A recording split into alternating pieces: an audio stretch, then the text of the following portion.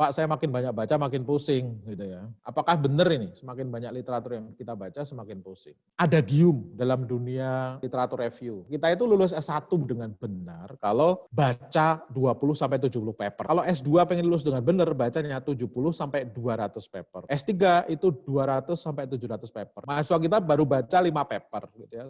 Nulis skripsi, baca 5 paper, terus kemudian dia ngomong, Pak, saya semakin banyak baca, semakin pusing. Bacanya belum cukup. Kenapa pusing? Itu bukan karena banyak baca, bukan. Karena yang kita baca belum banyak, makanya pusing.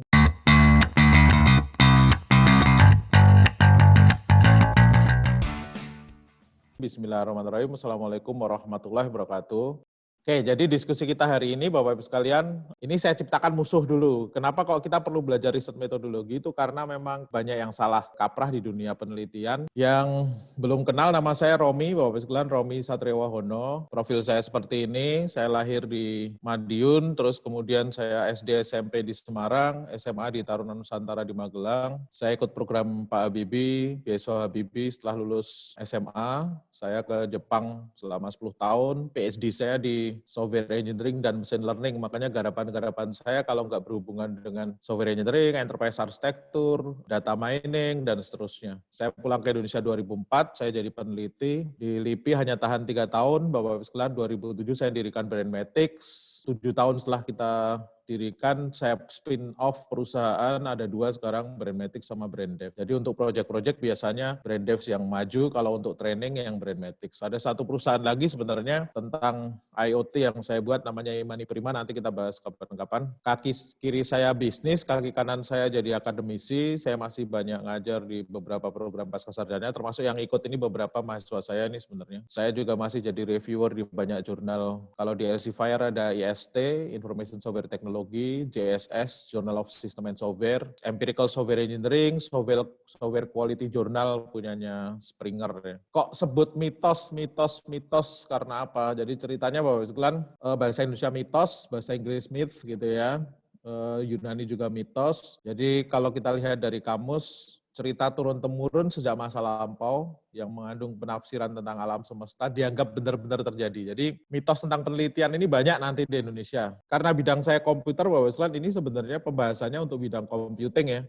Mitosnya kebanyakan untuk bidang komputer. Meskipun riset metodologi itu generik, semua bidang sebenarnya sama. Cuman kalau yang saya bahas ini nanti contoh-contohnya kebanyakan saya pakai sesuai dengan bidang saya biar enggak. Kenapa contoh-contohnya banyak menggunakan komputer? Karena bidang saya komputer, simpelnya seperti itu. Dari Bapak kita sudah dengar cerita tentang seperti itu, kita anggap wah penelitian itu ya seperti itu gitu ya, ternyata bukan gitu ya. Ada 10 mitos. Nah, mitos yang pertama, Bapak sekalian. Kalau Bapak Ibu sekalian sebagai dosen bimbing skripsi, mahasiswa Indonesia itu kalau sarjana komputer kalau nggak buat aplikasi nggak bisa lulus, gitu ya. Nih, makanya skripsinya harus buat aplikasi. Ini masalah besar. Apakah penelitian computing itu harus ada pengembangan software? Sebenarnya enggak. Jadi mitos pertama, penelitian computing itu harus ada pengembangan softwarenya gitu ya. Ini hanya mitos, hakikat penelitian. Kenapa kok kita melakukan penelitian? Karena ada masalah penelitian nih, Bapak sekalian dipahami. Penelitian itu lahir karena ada masalah penelitian. Makanya mahasiswa kalau datang ke kita sebagai dosen itu sebenarnya bukan nyari judul, bukan, tapi nyari masalah. Bareng-bareng ditemukan masalahnya apa gitu. Dan masalah penelitian itu sebenarnya bukannya tidak ada yang meneliti, bukan. Masalah penelitian itu sudah ada. Jadi kesalahan kita pertama itu kita nyangkanya bahwa saya akan nyari masalah penelitian di mana gitu ya. Oh, di sekeliling kita. Oh, saya ke pasar. Oh, saya enggak. Nyari masalah penelitian itu di paper. Masalah penelitian itu bukan masalah kehidupan. Ada masalah kehidupan, di dalam masalah kehidupan itu kita pecahkan dengan menggunakan komputer, kalau saya orang komputer, kalau orang pendidikan yang pakai pendidikan gitu ya. Terus cara saya memecahkan dengan cara komputer itu di sub lagi di bawahnya, ada sub solusinya gitu ya. Terus kemudian di bawahnya itu solusi kita itu ada masalah loh gitu nanti Bapak Sekalian. Nah, masalah itu yang bawah tadi itu nanti masalah penelitian. Nanti kita lihat ya. Jadi bukan Jakarta macet, itulah masalah penelitian, bukan. Jakarta macet itu masalah kehidupan yang menjadi latar belakang masalah penelitian. Makanya di bab 1.1 di bab 1 di 1.1 namanya latar belakang masalah penelitian, gitu ya. Yang nanti di 1.2-nya rangkuman masalah penelitiannya kita rangkumkan, gitu ya. Nah, jadi kalau pertanyaannya, saya mau meneliti masalah yang tidak pernah diselesaikan orang, salah, gitu ya. Kalau nanti Anda datang ke luar negeri, masuk ke lab penelitian, Anda nggak boleh kemana-mana, profesornya akan ngomong, baca paper, mungkin sudah diketahui metode pemecahannya, masalahnya memang ada di paper, sudah diketahui metode pemecahannya, iya, tapi kita nyari metode yang lebih baik, sedikit lebih baik. Nanti kita cek lebih baik ini maksudnya apakah lebih cepat, apakah lebih efisien, apakah lebih akurat. Dan untuk bisa membuat solusi metode pemecahan yang lebih baik, nyari lagi. Makanya namanya Bapak Ibu sekalian, bukan search saja, tapi research. Nyari lagi.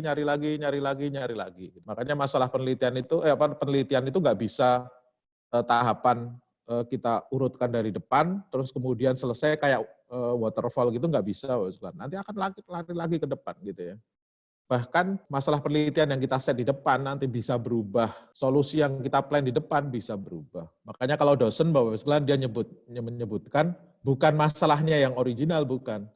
Tapi saya bisa membuat satu metode usulan yang orang lain belum pernah menggunakan itu sebelumnya untuk memecahkan masalah yang kita define, gitu ya. Jadi masalahnya nggak ada masalah sama gitu ya dengan peneliti lain, tapi pemecahannya sedikit berbeda tuh. Jadi dan cara mecahkan kita itu no one has understood before. Tadinya orang melihat bahwa cukup dengan gelas ini Bapak Ibu sekalian. Terus gelas ini ternyata saya tambahin sesuatu nih di sini. Bisa mecahkan. Nah, tambahan saya ini nanti disebut building new knowledge itu gitu ya. Kontribusi ke pengetahuan. Nah, pertanyaannya tadi kembali. Pengembangan software dan penelitian. Ini sebenarnya kayak gimana? Penelitian komputer itu Bapak Ibu sekalian, ujungnya kemungkinan akan ada pengembangan software. Tapi pengembangan softwarenya bukan tujuan utama penelitiannya, gitu ya. Sudah ada gelas ini untuk memecahkan masalah penelitian tadi, kemudian saya celupkan pakai sendok supaya lebih bagus, Bapak Ibu sekalian. Supaya saya bisa eksperimen, ini harus saya buat dong, nggak bisa saya desain aja, gitu ya. Ini harus saya buat. Nah, orang komputer buat cangkir dan sendok ini dalam bentuk kode, gitu ya. Jadi makanya software itu dibuat, iya. Kode itu dibangun, iya. Tapi untuk testbed, mempermudah kita mengukur hasil penelitian, gitu ya. Makanya kalau Bapak sekalian lihat paper-paper jurnal yang bagus, nanti Scopus Index atau ISI atau Web of Science, nggak ada coding listing code, nggak ada UML, nggak ada struktur table, nggak ada kayak paper yang dibuat orang Indonesia. Karena apa? Penelitiannya itu bukan bangun softwarenya gitu kan. Penelitiannya itu softwarenya jadi testbed, ide kita saya masukin ke software, saya evaluasi, punya aku lebih baik dibandingkan dengan yang lain. Jadi konsepnya, ketika pada penelitian kita mengusulkan perbaikan suatu algoritma gitu ya, itu kita sebut biasanya dengan proposed method atau metode yang kita usulkan.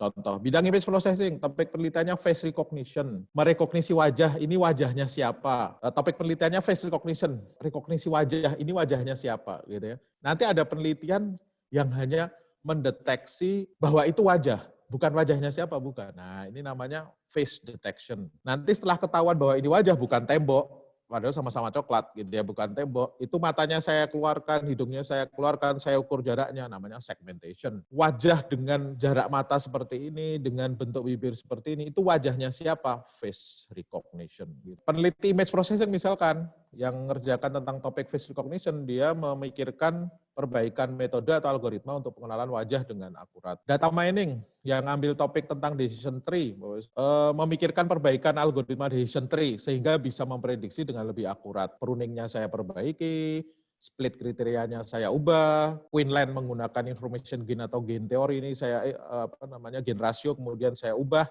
saya menggunakan teori yang lain kayak Mantas misalkan dia pakai imperial size probability. Nah, itu penelitian kita itu memikirkan perbaikan dari algoritma itu. supaya kita nanti bisa eksperimen menunjukkan bahwa algoritma saya jauh lebih baik loh bila dibandingkan dengan yang lain. Rumus saya ini lebih akurat, saya buatkan kodenya. Apakah boleh, ini kayak mahasiswa saya Bapak sekalian, Pak saya nggak bisa coding, apakah boleh setelah saya perbaikan decision tree, saya hitung pakai Excel?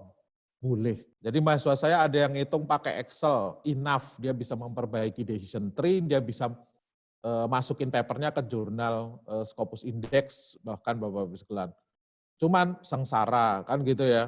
Karena kalau nanti prosesnya iterasinya satu iterasi satu sheet di Excel, itu dia harus ngitung misalkan 1000 iterasi, berarti ada 1000 sheet. Lebih enak pakai kode. Gitu Bapak sekalian. Kalau coding bisa saya tinggal, bisa saya, dan peran kode, software, dan penelitian Bapak sekalian ya.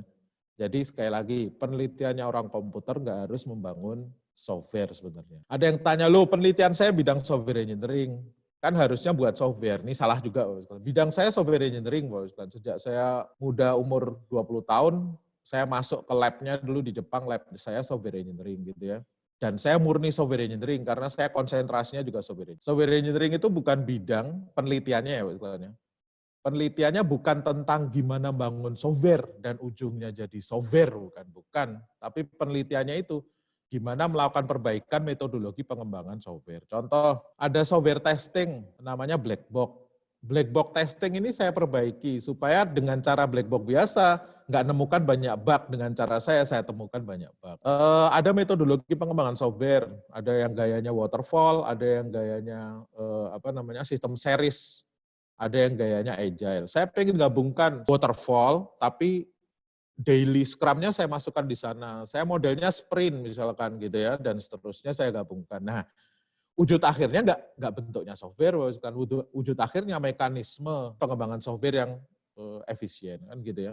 Riset saya tentang metodologi untuk analisis dan desain.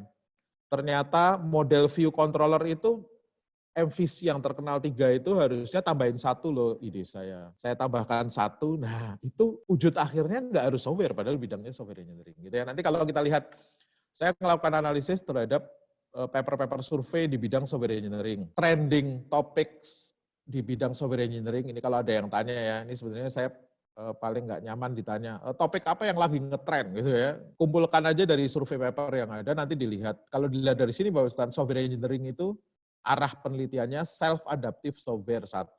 Saya punya ide nih bahwa softwarenya bisa memperbaiki dirinya sendiri, mekanismenya kayak gini, supaya gampang saya eksperimen, saya wujudkan dalam bentuk kode. Oke. SOA, saya punya sistem mekanisme untuk SOA gitu ya. Software effort estimation, rumus untuk ngitung effort. Kalau effort atau cost itu biasanya kalau orang software engineering pakai use case point, function point. Mahasiswa saya minta 1 use case point dibuatkan karena beberapa dia sifatnya kan fuzzy ya, di mana kita pakai fuzzy di depan, kita fasifikasi dulu. Nah, jadilah fuzzy use case point. Nggak harus coding loh, gitu ya. Codingnya untuk apa? Kita itu ngitung effort berapa bulan, berapa orang yang kita keluarkan untuk membangun suatu software gitu kan. Demikian juga yang lain. Software arsitektur, software testing tadi, software process improvement, cara pengembangan softwarenya. Oke, itu mitos pertama. Jadi sekali lagi, mitos bahwa sarjana komputer skripsi penelitiannya harus membangun software, itu salah gitu ya. Nggak harus bikin software gitu ya. Mitos kedua, kita maju sidang kemudian ditanya oleh dosennya, kontribusimu apa ini? Oh, penelitian saya tentang prediksi penyakit jantung, Pak. Jadi saya berkontribusi ke masyarakat, saya bisa menyembuhkan masyarakat dari penyakit jantung. Salah. Tujuan utama penelitian itu bukan kontribusi ke masyarakat, tapi kontribusi ke pengetahuan. Dosen di bukunya, dia nyebut halaman 20 ini dosen nulisnya. Research is considered activity, aktivitas yang penuh pertimbangan, which aim to make an original contribution to knowledge, yang tujuannya itu untuk menciptakan kontribusi ke pengetahuan yang orisinal gitu ya. Jadi tujuan penelitian itu bukan contribution to people, bukan contribution to knowledge.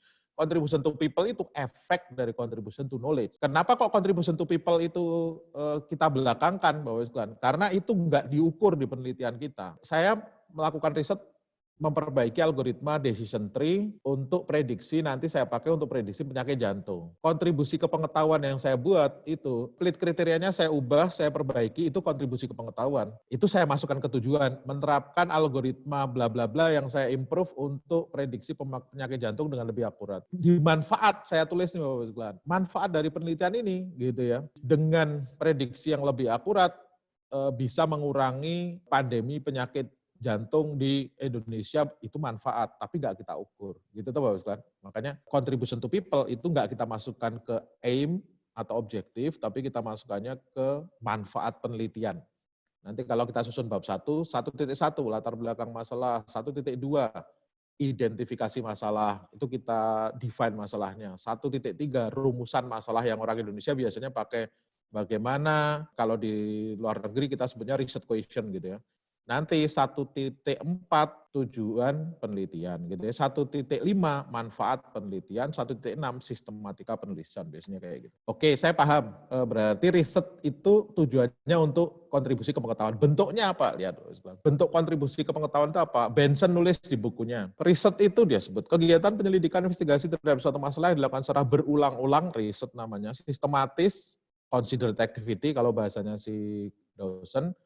Tujuannya untuk menemukan atau merevisi teori, metode, fakta, atau aplikasi. Nah, dari sini kelihatan, bentuk kontribusi pengetahuan itu kalau kita mulai merevisi teori, metode, atau fakta. Gitu ya. Nanti Bapak sekalian kalau lihat filmnya Einstein, Bapak sekalian, di Discovery Channel, Genius judulnya, Einstein itu tiap malam berdebar-debar, karena apa Bapak sekalian? Dia menemukan teori relativitas, misalkan gitu ya. Terus kemudian Niels Bohr datang gitu ya, kok omonganmu bener juga ya gitu ya, dia gelisah. Jadi perangnya itu kan saling merevisi teori gitu ya, saling merevisi teori, itu dia dunia penelitian itu gitu ya. Ini sebenarnya makanya karena apa?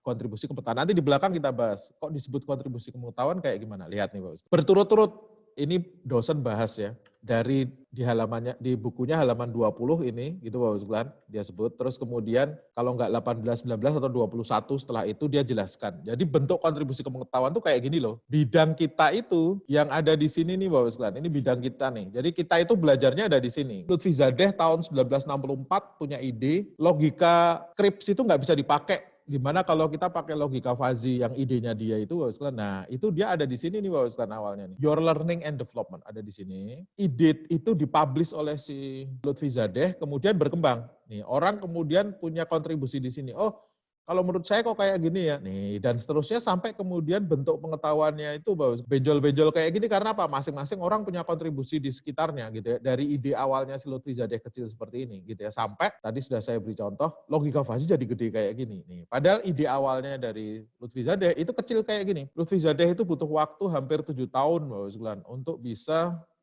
ide dia diterima karena Krips Logic itu sistem logik yang sudah turun-temurun ratusan tahun gitu tuh Bapak sekalian gitu ya. Kemudian tiba-tiba Lutfi Zadeh datang gitu ya. Saya pengen mengambil keputusan bukan dari logika tegas tapi agak sedikit bijak ngikutin manusia gitu ya. Saya pakai falsifikasi di depan gitu ya. Nah, jadilah logika Fuzzy dia. Makanya dia butuh waktu panjang. Pertama kali di approve itu justru di Jepang gitu ya. Dimasukkan ke AC dan seterusnya dulu baru kemudian Amerika Eropa ngikut. Logika Fuzzy. Kenapa bentuknya kok bidang ilmu ini kok jadi benjol-benjol kayak gini? Karena dari awal si Lutfi Zadeh ada di tengah sini Bapak sekalian. Kemudian tiba-tiba dia menulis paper, tiba-tiba ada orang namanya Sugeno datang. Kalau menurut saya falsifikasi kok perlu diperbaiki ya rumusnya ya. Nah, lahirlah kemudian metode Sugeno. Dia narik ke atas tuh. Makanya disebut kontribusi ke pengetahuan. Pengetahuan itu jadi membesar. Sukamoto narik ke bawah gitu ya. Terus kemudian Mamdani narik ke kanan. Jadi ditarik kanan kiri akhirnya bidang ilmu ini yang tadinya kecil jadi membesar. Makanya istilahnya itu disebut kontribusi ke pengetahuan. Riset itu, kata dosen tadi, ingat Bapak, riset is considered activity which aim to make an original contribution to knowledge. Yang dikejar kontribusi ini, gitu ya. Nggak usah ngomongin contribution to people, kenapa? Pasti ada kontribusi ke people kalau yang kita buat itu semakin efektif. Quinlan nggak perlu bingung, oh saya memperbaiki algoritma decision tree untuk apa ya, gitu ya. Karena apa? Pasti ujungnya nanti ada manfaatnya untuk people. Semakin membesar, kontribusinya semakin. Apakah saya harus seperti mereka gitu ya? Apakah saya harus seperti Sugino? Enggak harus seperti itu. Mamdaninya sudah ada gitu ya. Tapi Mamdani kayaknya perlu saya perbaiki deh. Metode Mamdani yang direvisi oleh algoritma yang saya buat. Decision tree sama. Kalau kita lihat perjalanan algoritma decision tree, pertama Bremen buat 1984. Algoritma decision tree itu kan sama semuanya. Jadi tahapannya cuma 6. Sederhana, sama semua. Yang membedakan itu cuma 2, split kriteria yang atas ketika dia mau nyeplit jadi node di bawah, sama proses pruning, sudah itu aja. Hampir semuanya nggak ada perbedaan. Bremen itu ngomong, cara split saya pakai Gini Index, gitu ya, tahun 84, jadilah decision tree di era-era awal. Quinlan, 2 tahun kemudian dia ngomong, split pakai Gini Index itu ada resiko. Gimana Pak kalau mengadopsi teori dari gain? Makanya dia pakai information gain, gitu ya, 86. Quinlan itu tiap hari kerjaannya nguprak-nguprak decision tree ini, gitu ya. Sampai kemudian 7 tahun kemudian dia punya ide lagi, oh ternyata information gain itu nggak strong ya. Lebih strong kalau saya buat rasio. Makanya Quinlan nulis paper lagi di tahun 93, dia nggak mau lagi pakai information gain, dia pakai gain ratio untuk split kriterianya itu dia pakai gain ratio gitu ya. Orang-orang nyebut algoritmanya C4.5 yang legendaris yang kita pakai sampai sekarang. Apakah dunia decision tree berhenti? Enggak. Abelan 10 tahun kemudian datang. Gain ratio itu bagus, keren kata si Abelan. Tapi ketika nangani data yang noisy, dia rentan. Cara split gaya gain ratio kayaknya nggak bisa. Saya pengen ngadopsi satu teori probabilitas yang namanya imprecise probability. Makanya si Abelan kemudian buat kan cara ngitungnya nggak lagi pakai gain ratio, tapi ngitungnya dia pakai atau information gain, tapi dia pakai imprecise information gain, gitu ya. Makanya dia sebut Cradle decision tree, gitu ya.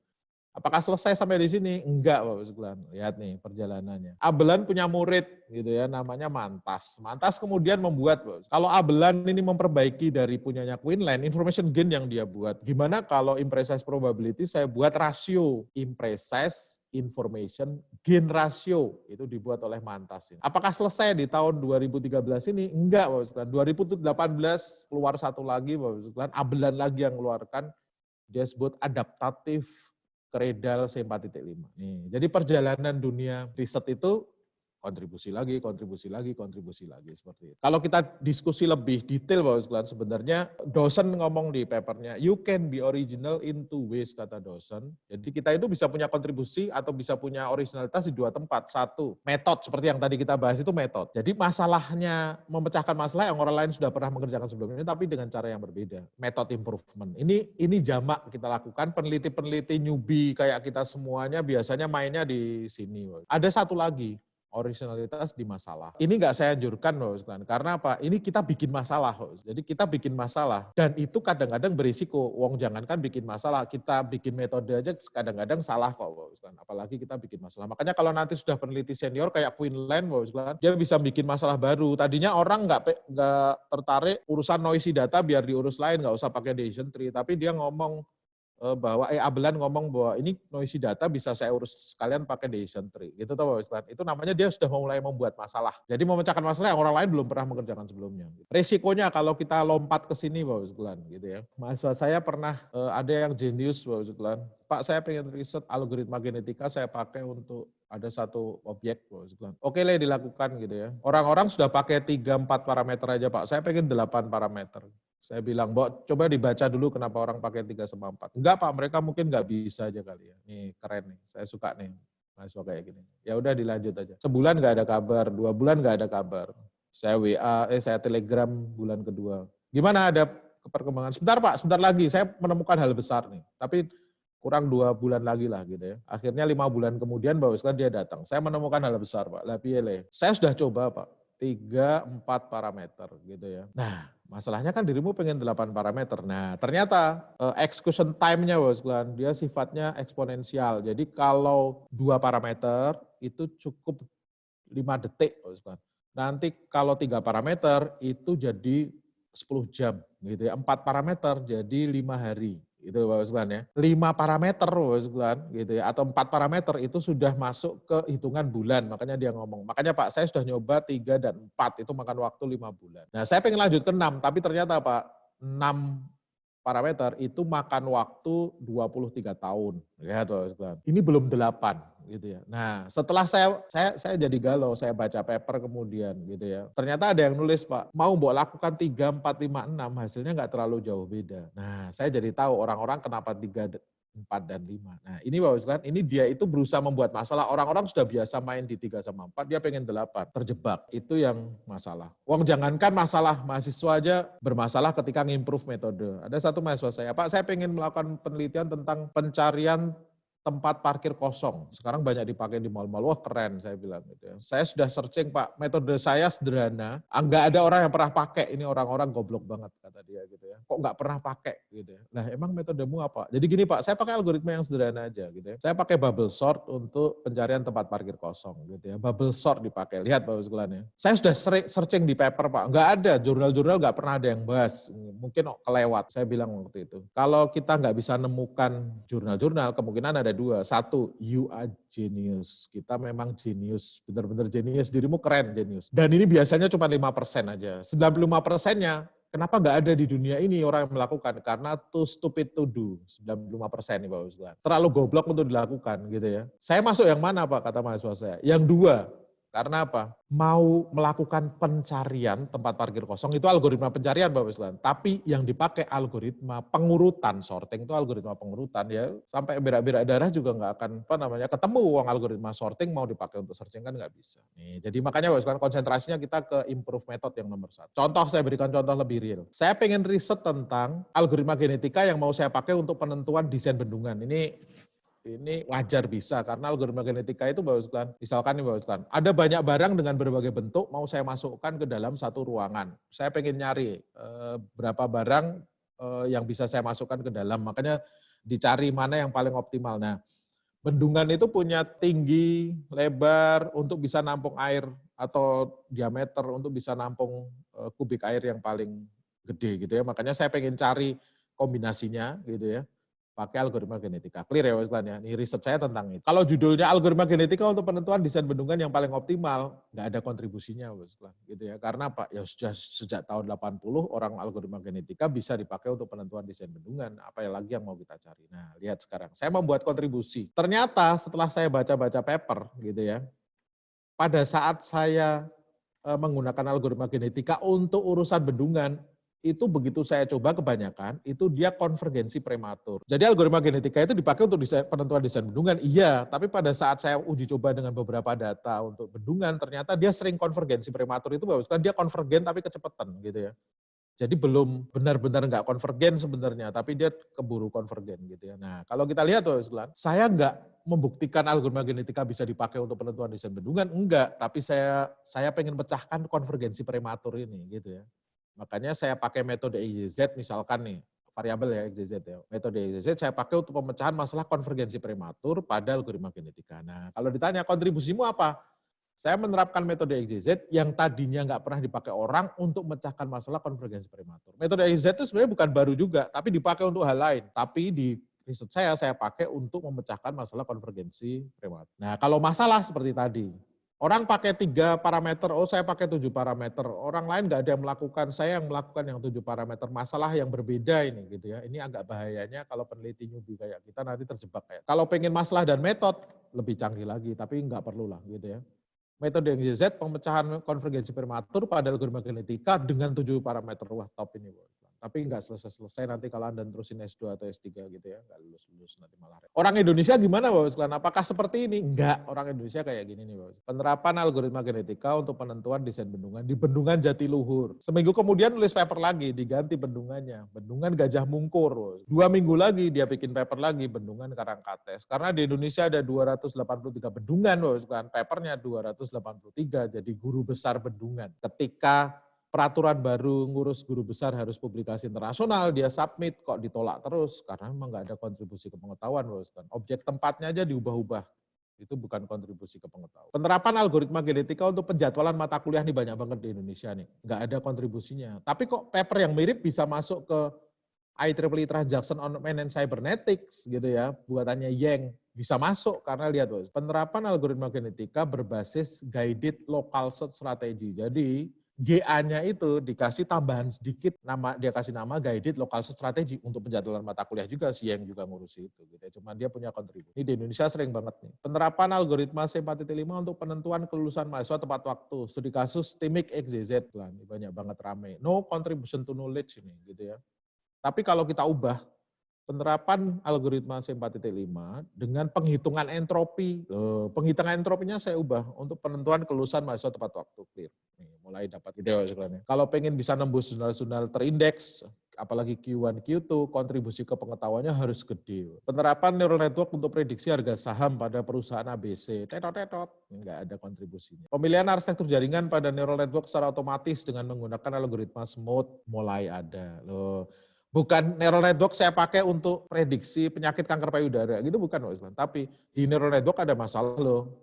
Pemilihan arsitektur jaringan itu neuron size, hidden layer-nya saya biasanya kita pakai trial and error, ini saya pakai otomatis pakai algoritma smooth, ada kontribusi. Decision tree saya modifikasi penghitungan gain sama entropinya. Nih, ada kontribusinya. Framework TOGAF untuk pengembangan EA pada organisasi ABC. Ini judulnya banyak banget, bahkan di Indonesia level S2 buat kayak gini. Nggak ada kontribusinya ini, Bos. Training aja TOGAF di Brainmatics 3 hari Anda bisa buat kayak gini, gitu ya. Nih, nggak ada kontribusinya. Tapi TOGAF ternyata ada masalah, Pak. TOGAF-nya saya modifikasi sedikit supaya lebih cepat. Nah, ini yang dulu kemarin saya diskusikan minggu lalu ya, Bos. TOGAF itu kalau pengen lebih efisien pakainya kita modif. Makanya riset saya membuat modified TOGAF itu, ini salah satunya ini, gitu ya, supaya bisa jadi riset. Kalau cuman penerapan TOGAF untuk pengembangan EA nggak ada. Gitu ya, nggak ada kontribusi. Saya pakai COBIT tata kelola organisasi ABC untuk S1 oke lah, gitu ya. Tapi kalau S2 S3 nggak bisa, nggak ada kontribusinya. Tapi kalau saya akan terapkan COBIT, tapi di dalamnya orang sudah pakai TOGAF untuk EA-nya. Ini saya pengen integrasikan mulai kelihatan, gitu ya. Penerapan algoritma genetika penjadwalan kayak tadi nggak ada kontribusinya. Nanti bisa kita kelihatan ya sekalian. Bisa terlihat yang mana yang punya kontribusi, mana yang enggak. Nah, bagi teman-teman sahabat-sahabat yang ngelola kampus, perlu sedikit saya jelaskan, riset itu semakin ke atas nanti Bapak Ibu semakin dituntut kontribusi ke pengetahuan yang semakin gede gitu ya. Apakah kontribusi ke pengetahuan itu harus D3 sama D4? Enggak. D3 dan D4 itu targetnya penguasaan kemampuan teknis. Kalau bidang komputer Bapak Ibu bisa coding, ngerti menganalisis dan mendesain software dengan baik, Bapak Ibu sekalian, bukan hasil di outsourcing ke orang, kode yang dia buat, dia bisa demokan, dia bisa tunjukkan bahwa ini saya yang buat, luluskan, gitu kan. Implementasi dan pengembangan. Ini saya ngikutin boardingnya, ngikutin Permendikbud 49 Bapak Ibu sekalian, tahun 2015. S1 itu bukan lagi buat software selesai, buat sistem, buat kode selesai, enggak. Tapi pengujian teori. Implementasi dan pengembangannya masih ada, Bapak sekalian, tapi dia nguji teori. S2 itu enggak cuma nguji teori, tapi improvement. Makanya perbaikan secara incremental terus-menerus gitu ya. Makanya kalau S2 biasanya dituntutnya international conference atau kalau jurnal, ya jurnal yang Q4, Q3 kalau Scopus Index it's okay. Nanti S3 itu invention, penemuan gitu ya. Ini lebih dalam lagi kontribusi ke pengetahuan. Makanya semakin tinggi tingkat pendidikan itu bukan semakin dia pintar semua, tapi semakin kecil dan detail gitu Bapak nanti. Bukan semua software engineering saya gabungkan dengan data mining, saya gabungkan dengan image processing, saya gabungkan dengan big data nanti di sana, saya gabungin, saya nggak bisa gitu ya. Karena apa? Lebih kecil detail. Mantas memperbaiki si Mantas memperbaiki decision tree yang dibuat oleh gurunya Abelan gitu ya, dia jadikan Cradle C4.5, dia bisa lulus PhD. Cukup dengan perbaikan satu algoritma. Bukan saya kesana kesini bahas banyak hal. Nah, lihat. D4, D3 cukup kayak gini. Pengembangan sistem informasi rumah sakit untuk rumah sakit suka sembuh, sudah luluskan asal dia coding sendiri, nggak nyontek, nggak di outsourcing, yang ada tempat outsourcing skripsi kan ada di sekitar kampus tuh gitu ya. Nggak outsourcing ke orang gitu ya. Kalau S1, apakah pengembangan sistem informasi rumah sakit suka sembuh kita luluskan? Enggak sebenarnya ya. Ini kita ngomongin pahitnya dulu, meskipun saya paham bahwa sekarang lulus S1 dengan gaya D3 gitu kan. Jadi harusnya S1 itu dia mulai menguji. Neural network ini ternyata bisa dipakai untuk prediksi harga saham loh. Neural networknya saya cemplungin ke sistem yang saya kembangkan gitu supaya bisa saya uji gitu ya, uji teori. Tapi S2 S3 nggak ada urusan Mau ngitung pakai Excel juga nggak apa-apa. Karena apa? Yang penting improvement yang kita lakukan. Nggak ada yang nyuruh kita di paper reviewer, tolong dong itu kodenya dikirimkan ke kita. Nggak ada. Metode improvement itu mau kita hitung pakai kalkulator juga nggak apa-apa. Kalau kuat, mau hitung pakai Excel, mau hitung pakai kalkulator, mau hitung pakai Sempoa juga terserah. Nggak ada urusan. Yang penting saya mau buat rumus ini saya masukkan ke dalam algoritma, jalan dengan baik, efisien, saya bisa. Yang dikejar di penelitian bukan kontribusi ke masyarakat, tapi kontribusi ke pengetahuan. Kontribusi ke masyarakat itu nggak bisa langsung diukur. Misalkan, saya riset prediksi kebangkrutan perusahaan. Saya lakukan di satu perusahaan, saya bisa prediksi bahwa kontribusi saya apa? Perusahaan itu jadi nggak bangkrut. Ternyata setelah perusahaannya pakai algoritma kita tetap bangkrut. Nah, berarti saya nggak lulus dong, gitu kan. Nah, kalau kita set tujuannya itu mengembangkan sistem untuk membuat perusahaan itu tidak bangkrut, itu salahnya kita. Harusnya kita mengimprove algoritma yang bisa memprediksi kebangkrutan perusahaan, kasusnya kita ambil dari perusahaan itu. Perusahaan itu mau bangkrut atau enggak ada urusannya dengan kita, karena kita konsentrasinya ke algoritmanya itu. Kontribusi ke masyarakat, kita masukkannya ke manfaat penelitian. Itu mitos kedua. Nah, mitos ketiga, saya sering lihat skripsi mahasiswa. Di bab 3 ditulis, metode penelitian yang saya gunakan adalah waterfall. Nah, ini Bapak sekalian, Winston Royce yang bikin waterfall nangis ini Bapak sekalian. Karena apa? Waterfall itu bukan metode penelitian. Waterfall itu metodologi pengembangan software. Kalau metode penelitian itu ada 4. 1, penelitian tindakan. Biasanya dilakukan oleh teman-teman guru di Fakultas Pendidikan. Mereka lakukan PTK, penelitian tindakan kelas, itu salah satu action research. Saya uji coba, saya buat multimedia pembelajaran gitu ya. Multimedia pembelajaran itu enggak harus dalam bentuk software, enggak. Saya bawa pohon beringin kecil bonsai. Saya berkelas, ini pohon beringin ya anak-anak gitu ya. Bentuknya seperti ini dan seterusnya. Ini sudah berbagai media dia pakai. Nah, nanti dia lihat apakah kalau saya jelaskan pohon beringin dengan saya bawa pohon beringinnya dia cepat paham gitu ya sekalian. Saya buatkan siklusnya 1 2 3 PTK jadi action research. Sains dan teknik sekalian pakainya eksperimen. Jadi saya buat formula yang saya buktikan, saya pengen buktikan bahwa dengan formula saya ini jadi membaik. Saya eksperimennya pakai di dalam lab, saya siapkan semuanya, saya uji coba, saya berhasil membuktikan bahwa kalau saya masukkan ini dia jadi membaik loh di ujungnya. Nih, lihat, investigasi hubungan sebab akibat menggunakan uji coba dikontrol oleh. Kalau bidang ekonomi, sosial, politik, kebanyakan pakai case study gitu ya, eksplorasi gitu ya. Case study ini juga bisa nanti kualitatif atau kuantitatif ya. Nanti kita lihat. Bisa juga survei gitu ya, sama. Survei sosial, ekonomi, politik, case study atau bentuknya survei. Survei biasanya kalau kita main-main dengan kuantitatif kan gitu ya. Metode penelitiannya ada 4 kata dosen gitu ya. Jadi jangan pernah nyebut metode penelitian saya waterfall, nggak ada metode penelitian waterfall. Nah, terus waterfall itu apa? Kalau kita belajar tentang sistem analisis desain, kalau orang analisis desain dia baginya 3 ini Bapak. Metodologi. Kalau orang software engineering, Ian Sommerville, Roger Payson, dia nyebutnya Bapak sekalian nanti model proses. Jadi metodologi pengembangan software itu ada 3. 1, structure design, itu nunggu satu fase selesai baru ke fase berikutnya. Contohnya waterfall. Ada lagi rapid application development, sistem versi prototyping itu masuk RAD. Yang ketiga muncul tahun 1990-an ke atas. Jadi kalau waterfall 1967, RAD itu muncul tahun 80, Agile 1995 Bapak sekalian gitu ya. Kanbeh itu mulai buat Extreme Programming Series di Prentice Hall itu mulai tahun 1997 gitu ya. Kalau sekarang nggak XP yang terkenal, bukan Extreme Programming tapi Scrum gitu ya. Nah, ini Bapak sekalian metodologi pengembangan software. Cara saya menerapkan fase gitu ya. Kalau fasenya pakai 4, kalau sekarang Alan Dennis, siapa itu penulis sistem analisis desain, itu biasanya pakai PADI, Planning, Analysis, Design, Implementation. Nah, ini namanya siklus. Siklus ini saya terapkan dengan kayak gimana? Saya tunggu satu fase selesai ke fase berikutnya, itu namanya structure design. Saya nggak perlu nunggu, saya buat yang prioritas dulu, baru saya kasih versi 1, baru saya muter lagi, namanya sistem fase. Saya tunjukkan dulu user interface-nya prototyping, gitu ya. Nanti gabungan antara prototyping dengan fase, dengan berbagai aturan itu pakai Agile, gitu ya. Jadi sekali lagi Bapak, kalau waterfall nunggu satu fase selesai ke fase berikutnya, gitu ya. Ini namanya waterfall. Sekali lagi ini bukan metode penelitian, ini metode pengembangan software gitu, atau metodologi pengembangan software. Jadi sistem request datang, analisis kelayakan ini masuknya ke planning ya biasanya. Terus kemudian mulai saya buat, fase ini selesai, kemudian saya analisis dan desain. Analisis dan desain selesai, saya implementation, gitu kan. Ini gaya waterfall, gitu ya. Yang sistem fase itu, saya nggak harus selesaikan dulu. Ini saya, planningnya saya selesaikan dulu biasanya. Selesaikan dulu semuanya, termasuk proposal, layak, kita baru kemudian ke sini. Tapi ini nggak perlu selesai gitu ya. Yang utama-utama dulu saya buat, analisis, desain, coding, testing, itu di implementation, saya kasih versi 1. Nanti saya muter lagi, naik ke atas, jadilah versi, muter lagi, jadi versi 3, dan seterusnya. Kalau prototyping, masih RAD, Rapid Application Development. Saya tunjukkan dulu user interface-nya. User interface-nya kira-kira kayak gini ya.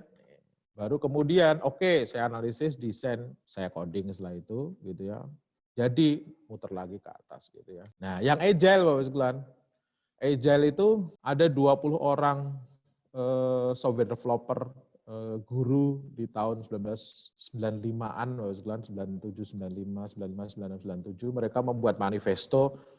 Yuk kita jangan konsentrasi ke dokumentasi gitu ya. Lupakan dulu aksesoris-aksesorisnya, software kita harus jalan duluan. Orang-orang ini kemudian menandatangani Agile Manifesto, termasuk Ken Beck, Ken Swaber, Jeff Sutherland gitu ya. Dan seterusnya mereka buat Agile Manifesto, konsepnya mempercepat proses siklusnya tadi, mengurangi pemodelan dan dokumentasi, bukan sama sekali mengurangi, tapi letakkan nanti di ujung gitu ya. Softwarenya harus simple dan iteratif. Apakah mereka kemudian satu nafas, satu suara, satu gaya? Enggak. Value-nya sama, prinsipnya juga sama gitu ya.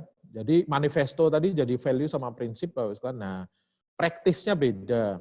Praktis itu ada yang gayanya extreme programming, yuk kita pair programming, coding nggak boleh sendirian, junior sama seniornya bareng. Ini saya terapkan di kantor untuk berbagai hal ya. Jadi kalau Mbak AP marketing, ketika ada adiknya yang lagi belajar, nempel berdua mengunjungi klien, itu namanya pair programming. Perbanyak komunikasi gitu ya, untuk gantikan dokumentasi. Buat dulu simple, aksesorisnya kita buat belakangan. Gitu. Feedback langsung dapatkan dari sistem. Jadi begitu kita coding langsung sekalian dites. Pagi kita bikin stand up meeting, bukan stand up komedi.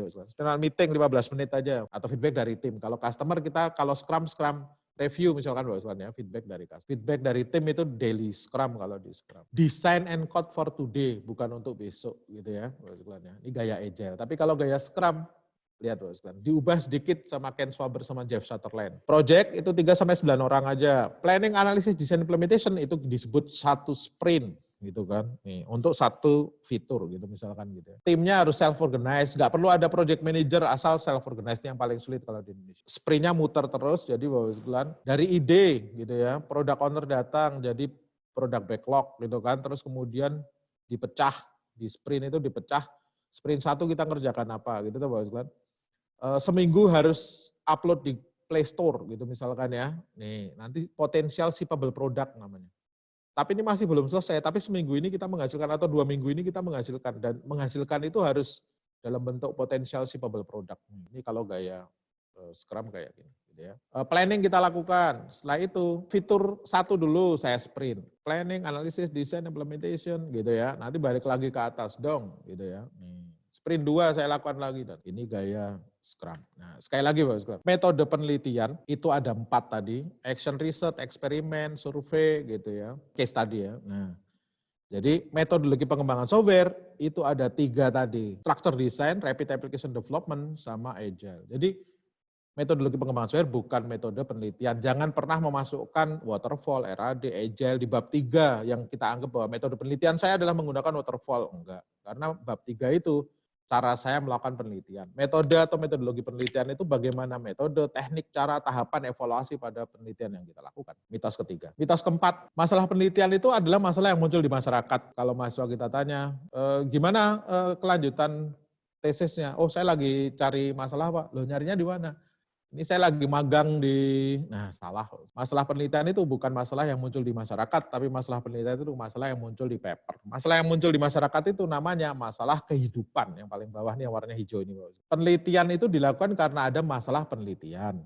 Di mana masalah penelitian itu muncul karena ada latar belakang masalah penelitian. Latar belakang masalah penelitian itu berangkatnya dari masalah kehidupan. Yang kita kejar itu masalah penelitian yang 1 itu. Ini saya berikan contoh nih Bapak Sekalian, alur ya, kalau kita buat latar belakang masalah penelitian di bab 1 kita tulis. Saya lagi pengen riset tentang prediksi nilai tukar uang. Saya tulis, nilai tukar uang adalah faktor penting pada perekonomian suatu negara. Kenapa harus saya tulis? Karena saya pengen berargumentasi, kenapa ini saya bahas, karena ini penting loh. Nah, nilai tukar uang perlu diprediksi supaya kebijakan perekonomian nasional bisa diambil dengan lebih akurat dan efisien. Oh, prediksi itu penting loh, gitu ya, karena dipakai untuk menentukan kebijakan. Nah, di bawahnya saya buat.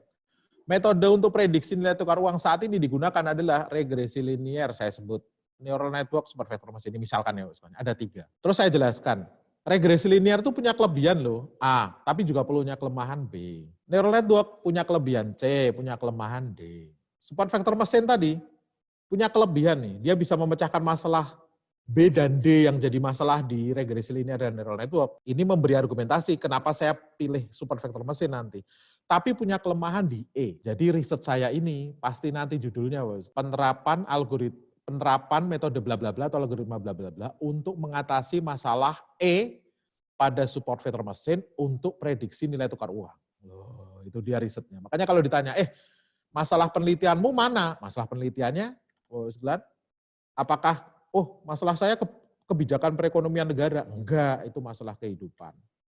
Prediksi nilai tukar uang? Enggak, ya udah banyak yang bisa prediksi nilai tukar uang. Oh, masalah saya tentang metode apa yang sebaiknya dipakai? Enggak juga. Enggak. Masalah penelitian itu, gini bahasanya itu. Jadi ini bukan. Lihat.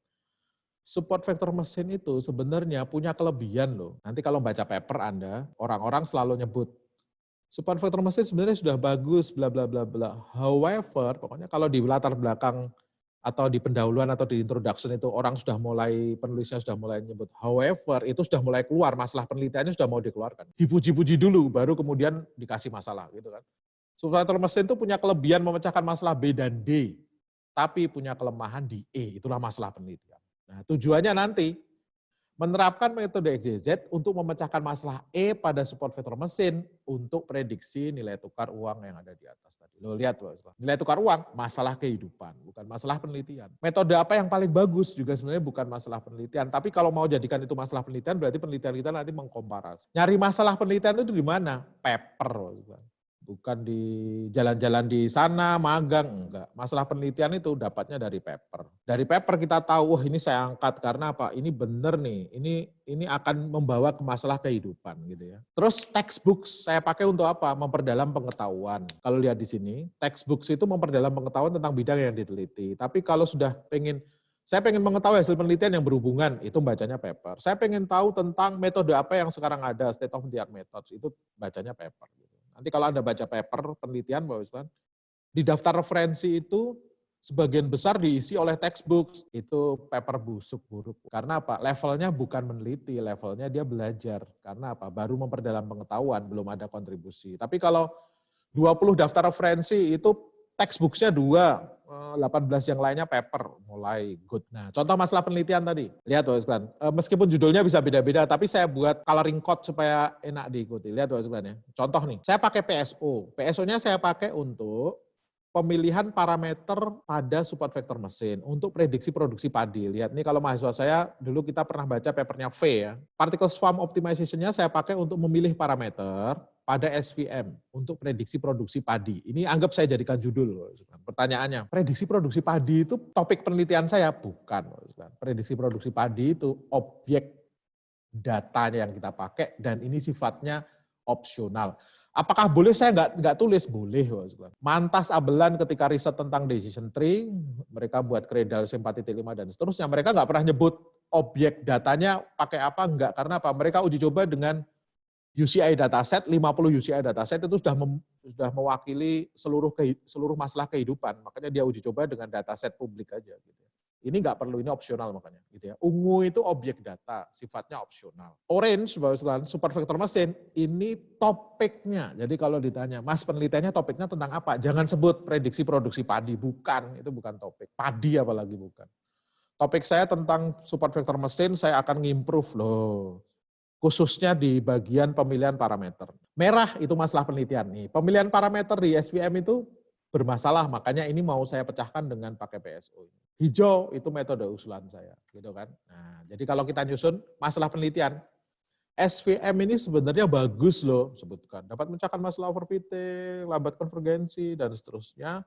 Tapi punya masalah di sulitnya pemilihan parameter gitu ya, yang sesuai. Nah, nanti pertanyaan penelitiannya atau rumusan masalah kalau bahasa Indonesia, seberapa meningkat akurasi metode SVM apabila PSU-nya saya pakai untuk proses pemilihan parameter. Di Indonesia, kesalahan sering itu Bapak di rumusan masalah atau research question, dosen mengatakan nyusun research question itu bisa pakai what, bisa pakai why, bisa pakai how much gitu ya, but not how to, nggak boleh how to. Orang Indonesia 90% skripsinya pakai how to, Bosku.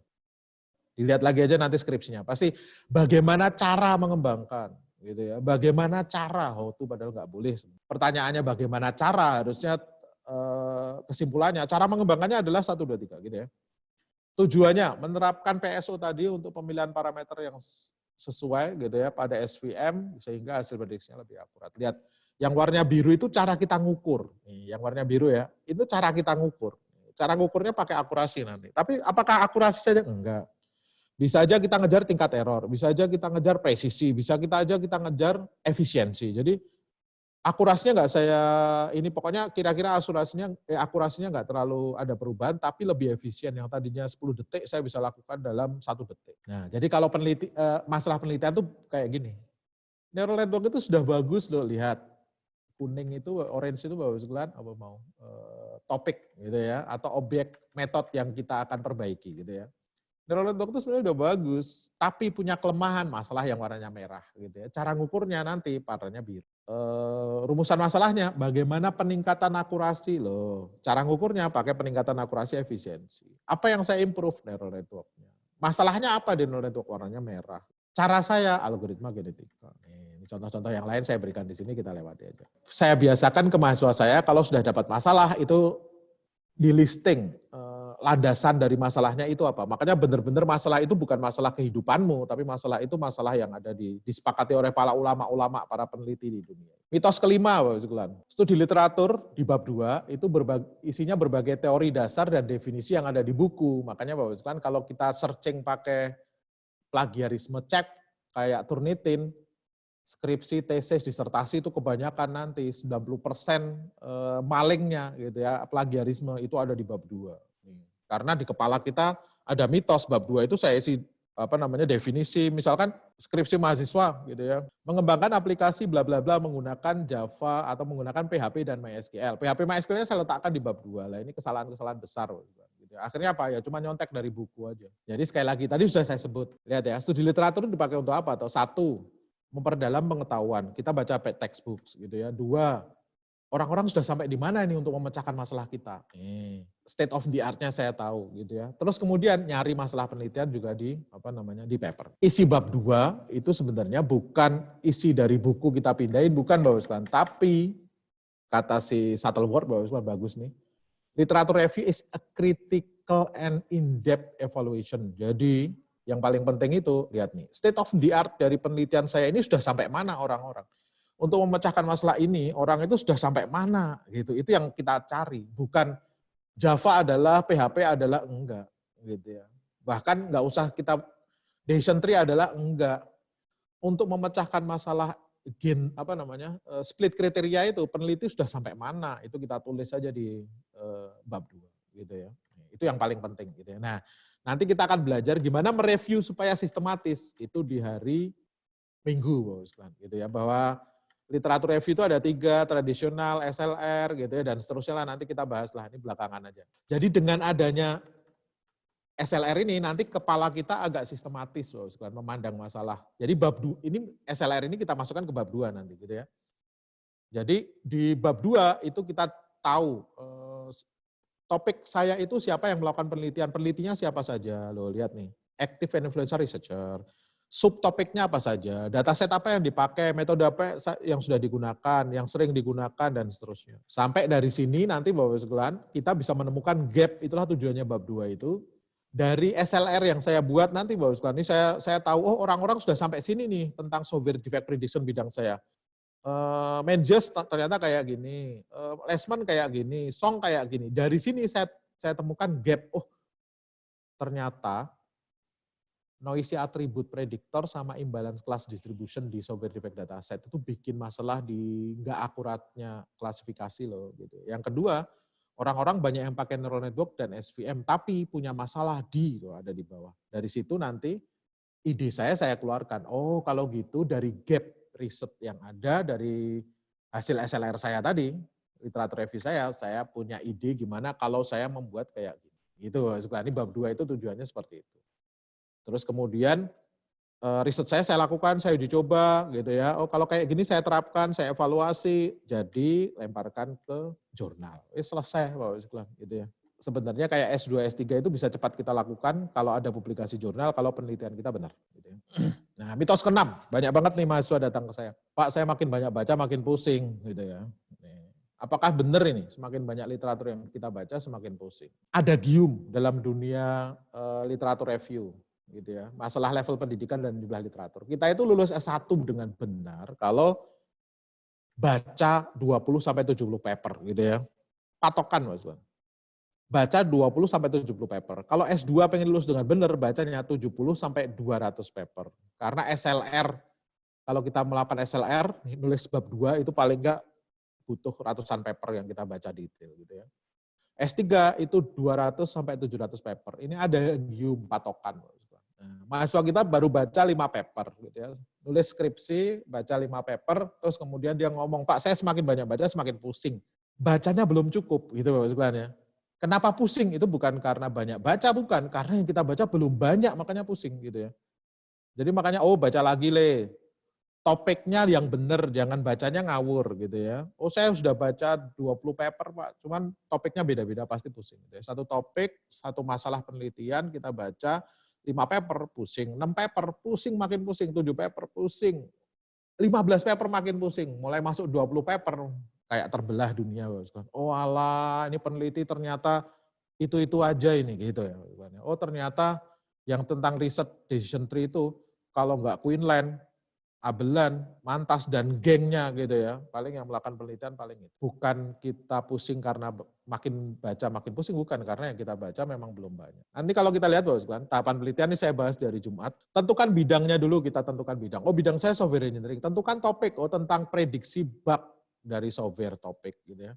Masalah penelitiannya, ternyata di dalamnya datasetnya banyak yang noisy, makanya saya mau memperbaiki noisy atribut tadi misalkan ya. Orang-orang sudah sampai mana saya kumpulkan tadi. Oh si Menzies buat kayak gini, si Mantas, si Lesman buat kayak gini. Ya. Saya rangkumkan dulu, terus kemudian saya replikasi. Mas. Yang kerjaannya Lesman saya cek, yang kerjaannya si Song saya cek. Kalau perlu saya eksperimen ulang. Oh ternyata mereka kayak gini. Saya sudah tahu cara kerja mereka, kemudian dari hasil berkali-kali nyoba, oh ternyata saya bisa perbaiki di sini nih. Nomor 5, metode yang saya usulkan, saya evaluasi, saya publikasi gitu ya dalam bentuk paper atau saya sidang. Mitos yang ke-7. Ini banyak banget ketika saya ngikutin rapat-rapat di Ristek Dikti gitu ya, para senior-senior kita. Riset itu harus aplikatif, semakin aplikatif dan terapan semakin mudah masuk jurnal terindeks. Salah. Jadi ceritanya gini Mas. Nah, riset itu ada dasar, pilar sama terapan gitu ya. Dasar itu kayak saya punya teman dulu labnya samping saya Bapak Sekalian, risetnya tentang ngitung pi Bapak Sekalian, pi itu 3,14 sekian gitu ya. Jadi kalau siang saya ditraktir sama dia, Romikung, saya traktir hari ini, saya menemukan hal besar nih, saya bisa ngitung pi, saya satu-satunya orang di dunia yang bisa ngitung pi 3 juta digit di belakang koma. Bagi saya, so what, apa bagusnya. Tapi kalau saya lihat ternyata labnya dia, itu masuk ke lab-lab yang dapat funding banyak, Pak Usman. Padahal penelitiannya dasar, hanya ngitung pi aja, lihat nih Pak Usman, ini penelitian dasarnya. Nih. Jadi negara maju itu paling seneng penelitian dasar. Kenapa Pak Usman? Penelitian pilar ini nanti dihitung berdasarkan penelitian dasar itu. Contoh, pi-nya ketemu 3,14. Nanti ada sesuatu yang dibuat orang pakai basis dari 3,14 ini. Gitu kan Bapak Usman? Gitu ya. Nih. Jadi kalau tiba-tiba saya ngomong, yang benar bukan 3,14, yang benar 3,15, apa yang terjadi? Hancur ini pilar ini Bapak Sekalian. Jadi penelitian bagus itu fokus tajam dalam, menyakitkan bagi orang-orang yang di pilar ini nanti. Nah, ada lagi yang lebih sakit siapa? Yang di terapan, yang di atas ini Bapak Sekalian. Saya berikan contoh ya. Ada teori gen, teori gen itu udah dibuat orang sejak tahun 1800-an gitu ya, gen. Apa yang dilakukan oleh si Quinlan, teori gen ini kemudian dia pakai untuk split kriteria di algoritma decision tree-nya. Oh, lihat nih, dia buat gen rasio dia pakai. Memperbaiki teori gennya itu fundamental, gitu ya. Lihat di sini. Penelitian dasar gitu ya. Pilar itu yang pakai gen ini gitu ya untuk melakukan sesuatu. Nah, yang disenangi orang Indonesia ada di atas ini, Bapak. Nih, setelah Quinlan buat C4.5, Bapak, saya terapkan C4.5 untuk prediksi kelulusan mahasiswa pada STMIK ABC. Kalau suatu saat ada abelan yang ngomong bahwa gen rasio itu konyol, goblok gitu, Bapak, ya. Apa yang terjadi, Bapak? Yang sakit Quinlan ini sakit, Bapak. Tapi hanya Quinlan yang pilar-pilar ini. Satu pilar aja, tapi masalahnya yang bikin C4.5 ini, Bapak, di Indonesia, atap ini semuanya bikin. Apa yang terjadi, Bapak? Runtuh semua yang seatap-atapnya ini, gitu ceritanya, Bapak. Quinlan bikin ini, Bapak, bikin tadi, nih ya, Abelan bikin lagi, nih 10 tahun kemudian. Imprecise probability theory ternyata ada. Saya pakai untuk ngitung nih. Saya buat imprecise gen ratio, gitu ya, Bapak, ya. Nih. Mantas buat 2013 buat ini. Orang Indonesia nanti buat penerapan kredal C4.5 untuk prediksi kelulusan. Nah, di atap ini nanti kita jatuh semua, gitu ya. Yang paling sedep kita kalau ngurusi bawah tapi sulit, tapi kalau untuk jurnal-jurnal Scopus Index, cukup yang di pilar ini kita bisa nembus jurnal-jurnal mereka. Nah, kalau kita lihat, lihat expert system with application gitu ya. Yang Mantas tadi terbit di sini. Kredal C4.5 gitu ya, mengimprove C4.5. IST nih saya reviewer di sini, Ocodec sudah ada use case point, dia mensimplifikasi use case point. Sudah ada GAE diperbaiki. Inilah riset. Penelitian yang baik itu topik skalanya besar, berhubungan dengan banyak bidang. Tadi Bapak, salah.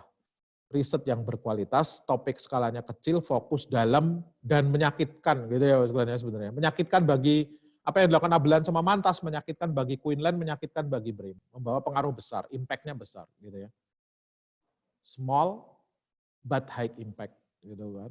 Hanya improve gen ratio diubah jadi imprecise gen ratio, kecil, tapi impact-nya gede ke seluruh penelitian orang Indonesia yang pakai C4.5-nya Quinlan. Gitu ya. Might membuat guidance ini dengan sangat bagus, Bapak. PhD itu apa toh kata dia gitu ya. PhD itu gini, Bapak. Pertama, kalau kita SD kita belajar semua. Kita belajar bahasa Indonesia, IPA, Bapak sekalian, bahasa Inggris gitu ya. SD nih, kalau di Semarang Mbak Ape tiba-tiba belajar isinan cecak-cecak mengisoriki, oh bahasa Jawa gitu ya. Nih, kita belajar semua nih, Bapak. Nggak cuma ngitung, kita belajar tentang IPS, belajar tentang bendungan ada di mana aja, menterinya siapa saja gitu, Bapak sekalian. Nanti SMP masih belajar semua, ini SMP ya. Tapi SMA mulai dijuruskan IPA sama IPS. Lihat ya Bapak ya, mulai kecil. Jadi semakin tinggi pendidikan itu semakin kecil kayak gini Bapak. Nanti kuliah kita milih program studi Bapak, semakin kecil. Program studi ilmu komputer misalkan kecil, ada lagi ilmu komunikasi kecil gitu ya. Semakin kecil. Jadi yang kita pelajari itu enggak selebar yang dulu. Dokter itu enggak ngerti gimana cara coding yang baik karena coding yang baik itu miliknya orang komputer. Tapi kita Bapak, computer science nggak bisa nyembuhkan orang karena itu tugasnya dokter. S1, S2, terus kemudian kita ngambil S3. S3 saya belajar tiap hari baca paper sampai saya tahu semua. Hitam itu batasan ilmu dari bidang kita. Saya sudah ngerti semuanya, saya sudah pelajari decision tree itu sudah diimprove orang kayak gini, saya sudah tahu ini gitu ya. Tapi kok saya nggak lulus-lulus semester 1, semester 2, semester 10, semester 15, semester 20 kalau S3 itu padahal cuman 2 kali 3 ya, berarti harusnya cuma 6 semester ya sebenarnya. Semester ke-28 kok nggak lulus juga. Padahal saya sudah baca semua, tapi nggak bisa nembus, nggak bisa membuat improvement, Bapak. Nggak bisa nembus batasan ilmu ini. Malam-malam saya dapat wangsit nih misalkan, nyampur campuran, saya orang kimia, nyampur campuran, saya nggak tahu salah. Paginya saya lihat, loh kok malah jadi bagus temuan. Malam-malam saya bermimpi, saya nyampur-nyampur, terus kemudian, pagi saya buktikan kok benar, improvement. Keluar sedikit dari bidang ilmu itu, orang nggak ada yang ngerjakan, keluar sedikit. Kata Might, this is PhD, kata dia. Kalau kita lihat secara close up, masih gede, tapi kalau kita lihat dari jauh, wow, kan loh kecil sauprit kayak gitu. PhD ini di bidang kita, makanya kalau saya ngomong di bidang komputer, PhD saya terpakai, tapi kalau saya diundang DPR, wow, kan PhD saya nggak terpakai. Gitu ya. Nah, mitos ke-9, wow, kan. Saya melakukan citation dengan mengkopas kalimat paragraf orang lain. Nggak bisa. Citation itu ada kutipan, ada parafrase, ada ringkasan, ada evaluasi. Kita dianjurkannya Bapak Ibu sekalian pakai yang parafrase yang kedua ini. Kutipan langsung biasanya nggak dianjurkan. Kutipan itu langsung apa adanya saya ambil. Ini biasanya kita hindari. Kita biasanya parafrase. Kita susun lagi pemikiran penulis, terus kemudian kita susun pakai kata-kata kita sendiri, tapi kutipannya citasinya tetap kita masukkan. Bahwa ini Wahono yang menulis. Kutipan itu nggak berarti satu paragraf kita ambil. Enggak, kayak gini tetap dianggap plagiarisme. Nanti kalau kita lemparkan ke software untuk anti plagiarisme kayak Turnitin, tetap dihitung plagiat. Masuk ke prosentase plagiat. Kutipan itu hanya untuk hasil penelitian, teori dasar, bukan kata-katanya orang kita ambil. Satu artikel saya pernah diambil orang loh sekalian, gitu ya, salah satu dosen gitu ya. Beliau masih menyangka bahwa nggak nyontek, padahal 95% itu tulisan saya kan gitu ya. Yang sudah saya publish 3 tahun lalu bahkan. Sampai beliaunya datang ke kantor saya gitu ya, dia ngomong bahwa ini sebenarnya kesalahan redaktornya nggak mencantumkan daftar referensi. Loh, salah. Daftar referensi yang ada di bawah, itu daftar kutipan kita, daftar citasi kita. Bukan 90% saya ambil, saya tulis di referensi, terus kemudian saya akui, nggak bisa, itu tetap dianggap plagiarisme. Ini hati-hati. Bahkan satu paragraf aja nggak bisa kita ambil. Satu paragraf dia nulis tentang kayak gini, saya tulis dengan bahasa saya sendiri, saya parafrase.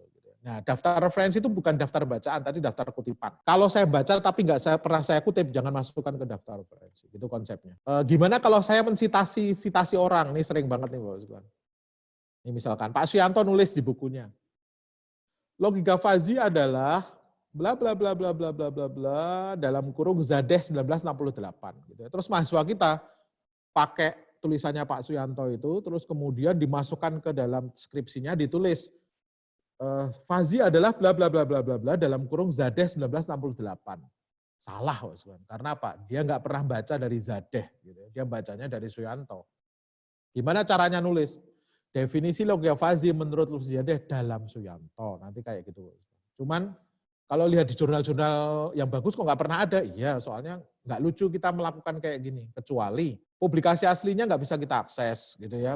Bukan pakai bahasa Inggris misalkan, oh ternyata pakai bahasa Korea, ini oke lah. Cuman nggak jarang pakai dalam gitu enggak. Kalau kita pengen cari referensi utamanya langsung nanti baca, kutip dari sana lebih bagus. Mitos terakhir, satu hasil eksperimen bisa jadi banyak paper dan dipublikasikan di banyak jurnal. Nggak bisa, ini namanya nanti cross publication.